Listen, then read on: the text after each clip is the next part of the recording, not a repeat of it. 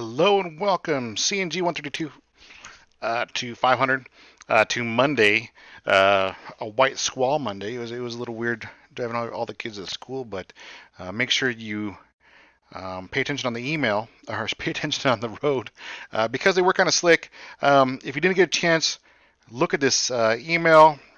Just post your reasons why it is fake in the email discussion EC.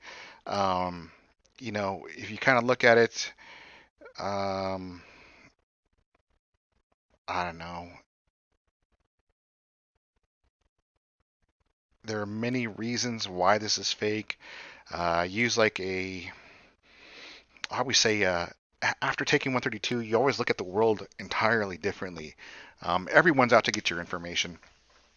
Even the tiniest bit of information combined with another piece of information um, can lead to the inference of a lot of information, and you just don't want to be giving that information away freely.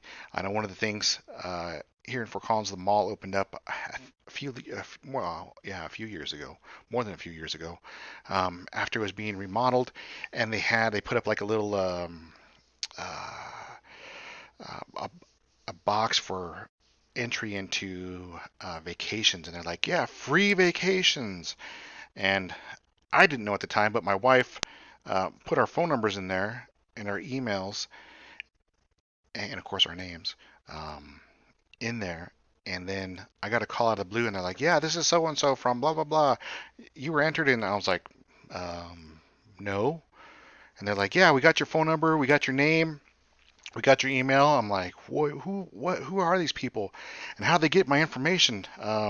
You're gonna start to look at the world in the same aspect of, you know, what you're going to put up like a filter and be like, okay, what do I need to filter against? What is going on? Especially when you start to look at emails, you can be like, okay, this English is slightly broken. Um, so, what is kind of going on here? If this was Apple, you'd think, well, if this was Apple or anybody else, they would have come up with this so it's clear, concise, correct, very easy to understand, and as well as it's not going to say, oh, since your account is old and requires account ownership information. Um, I don't know who really starts a percentage with since.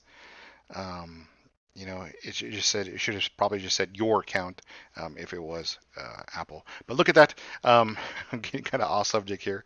I'm definitely a week behind in grading. I will start. Don't have anything lined up for today, so I'll start all that grading today. Hopefully, get all completed. Diving into week 6, we're looking at network security. No, is it? Yeah, last week was servers, right? Networking and server-based attacks. Yeah. This week, week 6, network security devices. I believe that's what we're going to be looking at. Network security devices, yeah. So we're going to be looking at intrusion protection, intrusion prevention devices, intrusion detection devices, NIDS, DIDs. There's a whole slew of IDSs, intrusion detection systems, and intrusion prevention system, IPSs. Take a look at those and realize that they can be used in conjunction with each other. A good, real concept that I have going now is I had a firewall that was capable of doing network detection, network prevention, intrusion detection, intrusion prevention. But the WAN side of my um, network device was capable of doing gigabit internet and Ethernet. But when it got to the LAN side, it could only do 50 megabits. So that's kind of a huge waste of traffic speeds for me. So I had to take it out of my system and be like, okay, if I'm taking the firewall out, what do I have to put in place to monitor my network?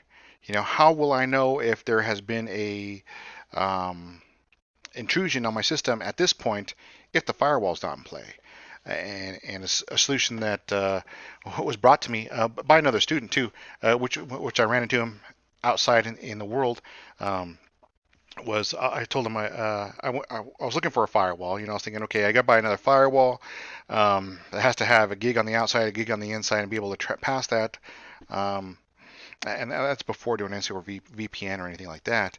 And as we started talking, he's like, "Well, why don't you just do a intrusion detection system?" I was like, that's a great idea. I could buy a used computer, install Ubuntu on it or Fedora, a Linux, and it wouldn't matter what exactly because Linuxes do take a lot less resources to run.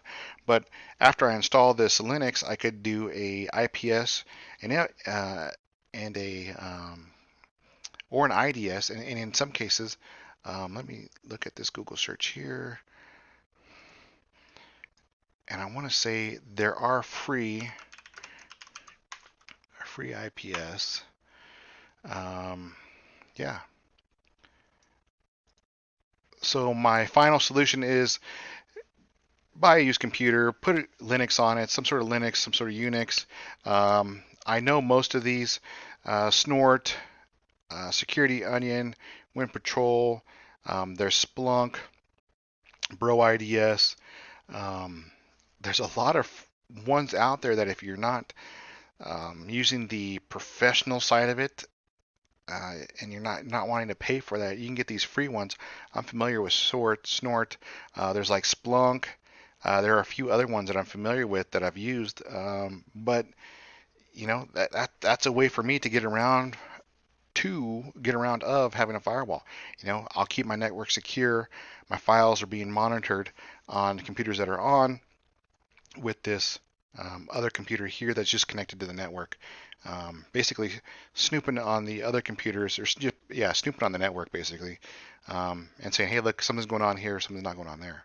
So, great chapter, great other things to learn about um, network security devices. I mean, you say firewalls. If we look at, if you go back to the OSI models, you can definitely look at it and say, hey, look, let's break down the OSI model or the TCP/IP model and see what is going on at different levels to get that. I think this week there is a project that is out or a piece of software that has been retired. Make sure to do that alternate search.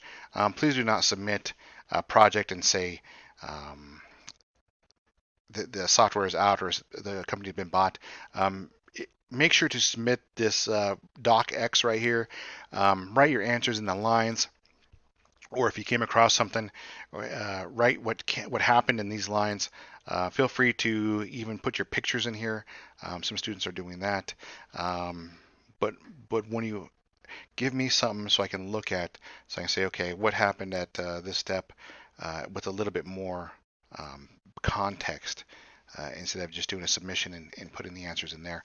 Make sure to use this document for that so I can say, okay, 10 and 11, something should have changed from one step to the other step, and I have a little bit more context what's going on there. Good job so far. Once again, this class is a heavy class. A lot to learn in this course. Make sure that you are practicing your Kaplans. Make sure you have your Kaplans at this point.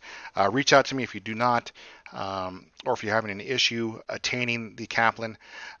Start practicing now so that when you get closer to the end of the semester, you are not trying to study for finals and rehearse Kaplan at the same time, because Kaplan will become kind of a time sink if you don't already have that in your um,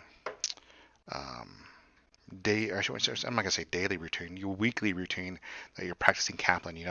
I would say practice Kaplan at least 2 times a week, just so you get in the habit of taking it like I don't know, Wednesday, Sunday. That gives you 3 days and 4 days um, to kind of start to learn it.